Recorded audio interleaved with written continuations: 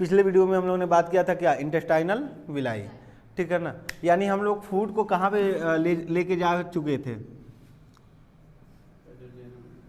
Food in small intestine, ठीक है ना। इसमें हम लोगों ने बात कर लिया था ड्यूडेनम तक, स्मॉल इंटेस्टाइन के किस हिस्से तक, ड्यूडेनम तक। और अब हम लोग लेके जा रहे हैं जर्जेनम एंड इलियम। दोनों पार्ट्स में हमारे क्या मिलते हैं बच्चा, इंटेस्टाइनल विलाई। क्या मिलता है, इंटेस्टाइनल विलाई मिलता है, ठीक है ना। विलाई का स्ट्रक्चर आपने देख लिया है, विलाई का काम आपने देख लिया है। इसका काम होता है एब्जॉर्प्शन, सरफेस एरिया इंक्रीज करना और एब्जॉर्ब करना। एब्जॉर्ब कैसे करेगा, तो ये आपने ऐसे कुछ देखा था, ये मान लीजिए आपका स्मॉल इंटेस्टाइन का एक कैनाल है, ठीक है ना। और इस स्मॉल इंटेस्टाइन में मान लीजिए यह एक विलाई है, एक विलाई पे मैं समझा रहा हूँ, खैर वे पूरा चारों तरफ से भरे रहेंगे विलाई से, लेकिन मैं बस एक समझा रहा हूँ। इसका स्ट्रक्चर आपने कुछ ऐसे देखा था कि इसमें ये हमारा इंटेस्टाइनल वाल हो गया था, इसमें हमारा मान लीजिए यहाँ पे आर्टियोल आ रहा था और ये यहाँ पे कन्वर्ट हो जा रहा था, किस में, वेन्यूल में कन्वर्ट हो जा रहा था, ऐसा आपने देखा था, ठीक ना। ये सारे स्ट्रक्चर थे। अब आपके जो फूड है, ठीक ना, ड्यूडेनम से जो डाइजेस्ट होके आ रहे हैं, ठीक है ना। तो सबसे पहले तो इनका स्मॉलेस्ट पार्ट जान लीजिए,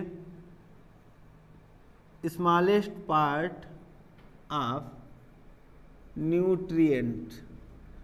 फूड का मतलब क्या, न्यूट्रिशन ना, फूड का मतलब क्या, न्यूट्रिशन। खाने में क्या खाते हैं आप लोग,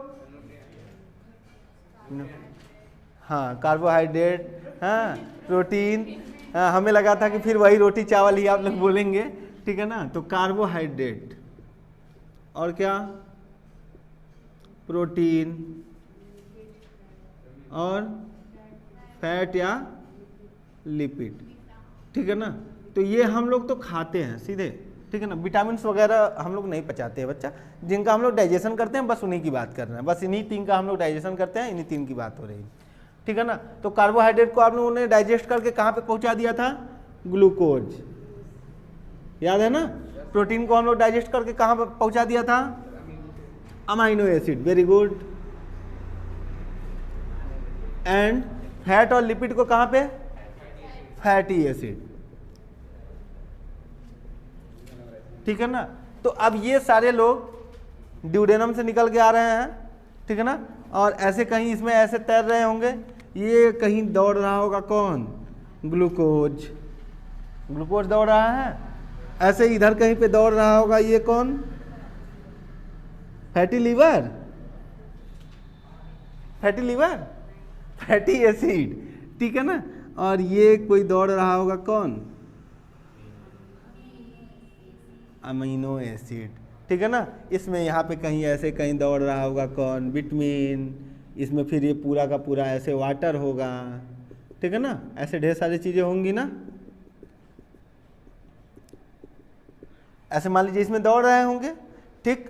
अब हम यहाँ पे अब एब्जॉर्प्शन किसके द्वारा होगा, तो यहाँ पे एब्जॉर्प्शन होगा डिफ्यूजन, किसके द्वारा होगा, डिफ्यूजन।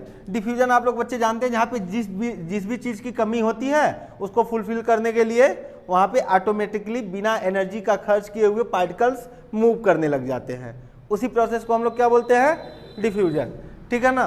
तो अब इस ब्लड में आप खाना कब खाते हैं, फूड कब खाते हैं, जब हंग्री होते हैं, ठीक है ना। यानी कि जब आपको भूख लगती है तब ना खाते हैं। और भूख कब लगी, जब आपके ब्लड में यानी कि आपके पास इन सारी चीज़ों की कमी हो गई तब तो भूख लगी ना।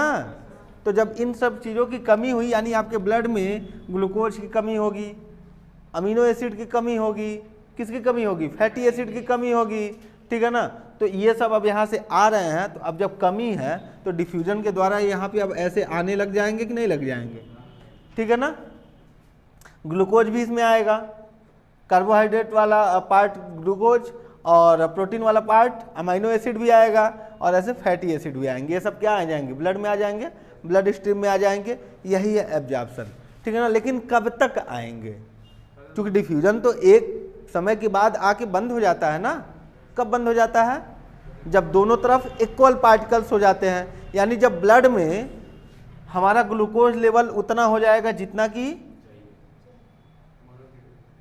कि हमारे इंटेस्टाइनल वॉल में है, इंटेस्टाइनल कैनाल में ये जो आ रहा है इसमें जितना ग्लूकोज है उतना अगर यहाँ पे हो जाएगा तो फिर तो डिफ्यूजन रुक जाएगा ना।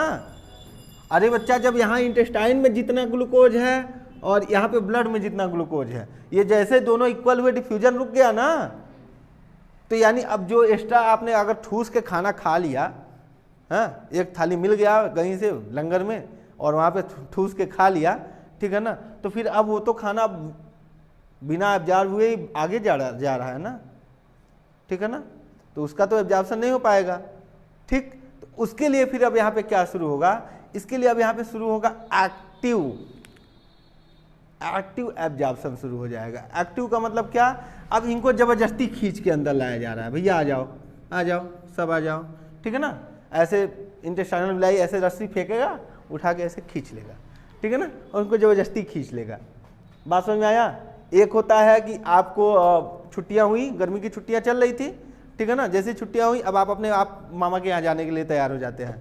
हमको जाना है मामा के यहाँ, जाते हैं, अपने मन से जा रहे थे, यानी अपने मन से पार्टिकल्स आ रहे थे, तो ये क्या था? डिफ्यूजन। और एक कंडीशन क्या है कि मामा फोन करके बोले कि भेज दो, लड्डू को भेजो हमारे यहाँ, ठीक ना। लड्डू का मन नहीं है जाने का, लेकिन लड्डू को जाना पड़ेगा। ये क्या हुआ? ये हुआ एक्टिव, ठीक है ना, एक्टिव एब्जॉर्प्शन। वो जबरदस्ती आपको खींचा जा रहा है, ठीक है ना। बात समझ में आया? ठीक है, क्लियर है? तो ये काम होगा और जितने भी हैं सबको क्या कर लिया जाएगा? एब्जॉर्ब कर लिया जाएगा, ठीक है ना। अब एक्स्ट्रा हो गए तो उनको फिर हम लोग स्टोर कर लेंगे, ठीक है ना। तो वही मोटा पेट थुलथुला हो जाता है ना, फैट ज़्यादा खा लिए, मिल गया, खूब दबा दबा के तेल घी खा रहे हैं तो पेट खूब ज़्यादा क्या हो जाएगा? थुलथुला हो जाएगा, ठीक है ना। ज़्यादा प्रोटीन खा रहे हैं, ऐसे एकदम तगड़े हो जाएंगे। बात समझ में आ रहा है कि नहीं आ रहा है? ठीक है ना। तो कम खाइए, जितना आप यूटिलाइज कर सकें, जितने फूड को आप यूटिलाइज कर सकें, जितने में आपका काम चल जाए, एनर्जी आपका प्रॉपर मिल जाए, उतने ही फूड को खाइए। तो बात समझ में आया? इंटेस्टाइन में फूड का क्या हाल होता है? ऐसे फाइनली ये कहाँ तक काम होगा? इलियम तक। एब्जॉर्प्शन पूरा कहाँ तक होगा? इलियम तक। ध्यान दीजिएगा, एब्जॉर्प्शन किसका हो रहा है? कार्बोहाइड्रेट, प्रोटीन, फैट, लिपिड, ठीक है ना। इसके अलावा किसी और चीज़ का एब्जॉर्प्शन नहीं हो रहा है। बात समझ में आया? अब फूड हमारा पहुंचेगा कहाँ पे? लार्ज इंटेस्टाइन में, ठीक है ना। जल्दी से जो नोट डाउन करना है करिए, अगला पार्ट अब डिस्कस करते हैं।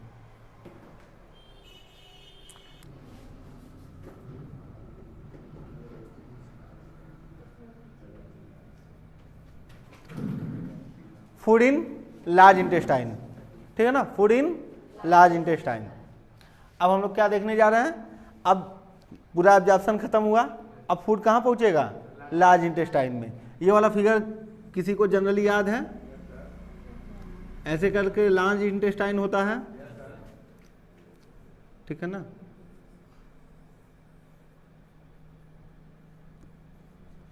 ठीक है, और यहाँ पे ऐसे करके यहाँ पे सीकम था, ठीक है, और ये जो हमारे स्मॉल इंटेस्टाइन थे आके यहीं पे कनेक्ट थे, ठीक है ना। ये सीकम था, ये पूरा हिस्सा क्या था? कोलन था, ये रेक्टम और यहाँ पे एनस, ठीक है ना, और कुछ नहीं था, खत्म कहानी। तो अभी फूड कहाँ पहुँच गया? सीकम में। कहाँ पे पहुँचा? सीकम में। सीकम में क्या होगा? थोड़े बहुत डाइजेशन होते हैं, जनरली ऐसे होते नहीं हैं, लेकिन थोड़े बहुत होते हैं। कब होते हैं, कैसे होते हैं? जो आप लोग साग वगैरह खाते हो ना, ठीक है ना, तो उनका जो थोड़ा बहुत बच गया रहता है पार्ट, वो आके यहाँ पे डाइजेस्ट होता है। यानी पत्तियाँ जो आप लोग खाते हैं, लीफ डायरेक्टली जो खाते हैं, उसका जो थोड़ा बहुत पार्ट बच गया होता है, वो यहाँ पे बैक्टीरिया उसको डाइजेस्ट करते हैं। कौन?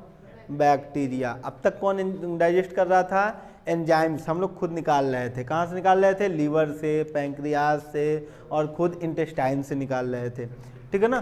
तो अभी यहाँ पे कौन है? बैक्टीरिया, ठीक है ना।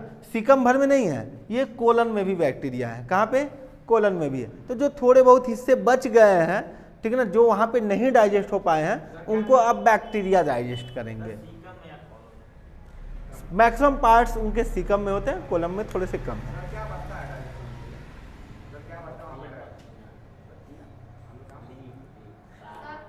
ठीक है ना। और दूसरा चीज क्या होता है, थोड़ी देर पहले अभी जो आप लोगों ने स्मॉल इंटेस्टाइन में क्या देखा, क्या एब्जॉर्ब हो रहा था, कार्बोहाइड्रेट, फैट एंड लिपिड और प्रोटीन, ठीक है ना। ये चारों चीजें वहां पे हो रही थी, ठीक है ना। फैट और लिपिड बच्चा एक ही में करते हैं, लेकिन एक्चुअल में फैट थोड़ा सा अलग है, लिपिड थोड़ा सा अलग है, ठीक है ना। तो अभी अब यहाँ पे एब्जॉर्ब होगा बचा हुआ हिस्सा। क्या आप लोग खाने के साथ और भी चीजें तो खाते हैं, पानी पीते हैं, ठीक है ना, नमक भी खाते हैं। तो जो अब ये साल्ट और वाटर मैक्सिमम किसका, मेन क्या, मेनली यहाँ पे mainly salt and water absorbed,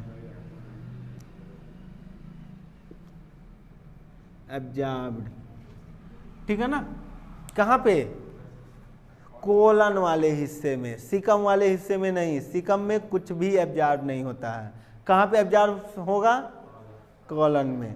क्या एब्जॉर्ब होगा, साल्ट एंड वाटर, ठीक है ना। तो जितना भी एक्सेस साल्ट, आपने जितना भी पानी पिया था, सब पूरा फिर से क्या कर लिया गया, एब्जॉर्ब कर लिया गया। बात समझ में आया। तो ये फाइनली यहाँ तक आते आते आपका जो फीकल मैटर है, स्टूल जो है वो क्या हो जाएगा, हार्ड हो जाएगा। वहाँ से सारी पानी खींच ली गई है।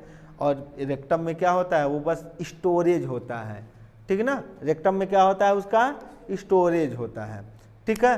फिर उसके बाद एनस, एनस मतलब मैंने आपको समझाया था, बस एक क्या है, ये स्पिंचर है और कुछ नहीं। एनस क्या है, स्पिंचर है। उसको हम जब भी समय हमारा होगा तो उसका हम लोग स्पिंचर खोलेंगे और उनको फीकल मैटर को अपना उसके जगह पे छोड़ के चले आएंगे। बात समझ में आया, ठीक है ना। तो ये पूरा का पूरा डाइजेशन प्रोसेस था। शुरू से समझ में आया। एक बार जल्दी से 2 मिनट में समराइज कर लीजिए। रेक्टम में बस फीकल मैटर का स्टोरेज है। स्टोरेज ऑफ फीकल मैटर कहाँ पे है, रेक्टम में, ठीक है ना। एक बार समराइज करते हैं। हमने क्या किया, फूड को पहले तो मम्मी सजा के दी थाली में, और उसको हमने हाथ से ऐसे तोड़ा और खा लिया। स्वाद भी लिया खूब अच्छे से। स्वाद नहीं लिया, बिना स्वाद लिए खा लिए। चबा चबा के खाते हैं ना, बिल्कुल खाइएगा चबा के। तो पहले हमने फूड कहाँ पे लिया, माउथ में। माउथ में मैंने क्या काम किया, चिविंग एंड मैस्टिफिकेशन। क्या, चिविंग एंड मैस्टिफिकेशन, ठीक है ना। वहाँ पे मैस्टिफिकेशन के लिए हमको कौन हेल्प कर रहा था, सलाइवा, वेरी गुड, ठीक है ना, सलाइवा। उसके बाद फूड अब वहाँ से आगे बढ़ा, कहाँ पे गया, फेरिंग्स, फेरिंग्स से होते हुए ऑसोफेगस। ऑसोफेगस से एक मेन चीज स्टार्ट होती है, क्या, कौन सा मूवमेंट स्टार्ट होता है ऑसोफेगस से, पेरिस्टाल्सिस मूवमेंट, ठीक है ना। वहाँ पे वो मूवमेंट स्टार्ट होता है और फिर फूड कहाँ पे पहुँचाता है, सीधा का सीधा स्टमक में। स्टमक में फिर क्या होता है, स्टमक में गैस्ट्रिक जूस सीक्रेट होता है। गैस्ट्रिक जूस यानी कि HCl, ठीक है ना। वो गैस्ट्रिक जूस क्या करता है, हाँ, खाने का क्या करता है, वो वहाँ पे जो भी माइक्रो ऑर्गेनिज्म है उनको किल करता है, ठीक है ना। उनको क्या करता है, किल करता है, माइक्रो ऑर्गेनिज्म को किल कर देता है। यानी हमारे खाने को अब क्या कर दिया, प्योर कर दिया, ठीक है ना, सैनिटाइज कर दिया, ठीक है ना, सैनिटाइज कर दिया। अब कोई माइक्रो ऑर्गेनिज्म नहीं बचा है जो हमको बीमारी काज करे, ठीक। साथ ही साथ छोटे बच्चों में वहाँ पे एक काम होता है, क्या, मिल्क का डाइजेशन। मिल्क का डाइजेशन हमारे में नहीं होता है। अब फूड कहाँ पहुँच, हाँ, जब स्टमक में फूड था तो उसको हम लोग क्या बोलते थे, काइम, ठीक है ना। अब फूड कहाँ पहुँचा, ड्यूडेनम में। ड्यूडेनम में जब फूड पहुँचा तो अब डाइजेशन शुरू होगा। डाइजेशन के लिए हेल्प करने कौन आएगा, लीवर। लीवर से क्या आएगा, बाइल, ठीक है ना। लीवर से बाइल सीक्रेट होगा, स्टोर होगा कहाँ पे, गाल ब्लैडर। गाल ब्लैडर से निकलेगा, आएगा कहाँ पे, ड्यूडेनम में, ठीक ना। एक चीज और आएगा पैंक्रियास से, क्या, पैंक्रियाटिक जूस। और प्लस खुद ड्यूडेनम से क्या सीक्रेट होगा, सकस इंट्रिकस, ठीक है ना।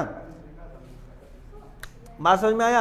अब वहां पे फूड का क्या होगा, डाइजेशन स्टार्ट होगा। और डाइजेशन प्रोसेस में पूरा का पूरा कार्बोहाइड्रेट किस में चेंज हो जाएगा, कार्बोहाइड्रेट किस में चेंज हो जाएगा, ग्लूकोज में। प्रोटीन किस में, अमाइनो एसिड में। और फैट और लिपिड किस में, फैटी एसिड में। अब फूड हमारा आगे बढ़ेगा और पहुंचेगा जैजेनम और इलियम वाले पार्ट में। वहां पे क्या होगा, उनका एब्जॉर्प्शन होगा। कौन एब्जॉर्ब करेगा, विलाई एब्जॉर्ब करेगा, ठीक ना।